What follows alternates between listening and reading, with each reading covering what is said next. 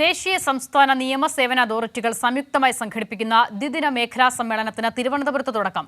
മനുഷ്യ വന്യജീവി സംഘർഷവും സഹവർത്തിത്വവും നയപരമായ വീക്ഷണം എന്ന വിഷയത്തെ മുൻനിർത്തിയായിരുന്നു സമ്മേളനം. സുപ്രീംകോടതി ജഡ്ജിയും ദേശീയ നിയമസേവന അതോറിറ്റി എക്സിക്യൂട്ടീവ് ചെയർമാനുമായ ജസ്റ്റിസ് സൂര്യകാന്ത് ഉദ്ഘാടനം ചെയ്തു. വിവിധ സംസ്ഥാനങ്ങളിൽ സർക്കാരുകൾ നേരിടുന്ന വലിയ പ്രതിസന്ധിയാണ് മനുഷ്യ വന്യജീവി സംഘർഷങ്ങൾ. അടുത്ത കാലത്തായി ഇത്തരം സംഭവങ്ങൾ വർദ്ധിക്കുകയുമാണ്.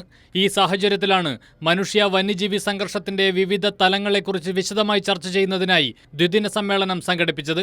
നിയമസഭയിലെ ആർ ശങ്കരനാരായണൻ തമ്പി ഹാളിൽ നടന്ന പരിപാടി സുപ്രീംകോടതി ജഡ്ജിയും ദേശീയ നിയമസേവന അതോറിറ്റി എക്സിക്യൂട്ടീവ് ചെയർമാനുമായ ജസ്റ്റിസ് സൂര്യകാന്ത് ഉദ്ഘാടനം ചെയ്തു. India has actually witnessed rapid growth over the past 2 centuries. Industrialization and urban expansion in the modern era have caused cities and towns to spread extensively, often pressing against the edges of forest land and at times forcing villages and farming communities to shift over closer to the forest themselves.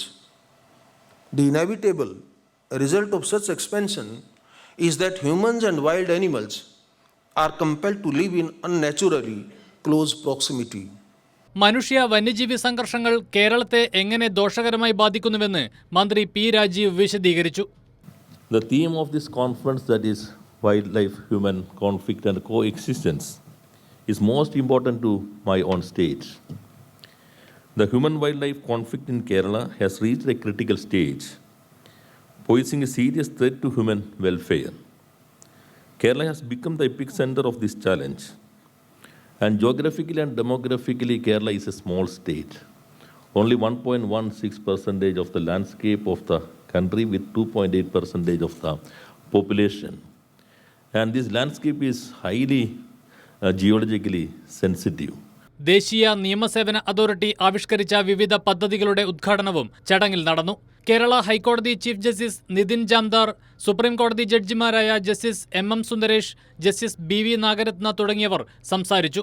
6 തെക്കൻ സംസ്ഥാനങ്ങളിൽ നിന്നും 2 കേന്ദ്രഭരണ പ്രദേശങ്ങളിൽ നിന്നുമുള്ള പ്രതിനിധികൾ, അഭിഭാഷകർ, നിയമവിദ്യാർത്ഥികൾ, കർഷക സംഘടനാ പ്രതിനിധികൾ എന്നിവരും സമ്മേളനത്തിൽ പങ്കെടുത്തു. കൈരളി ന്യൂസ്, തിരുവനന്തപുരം.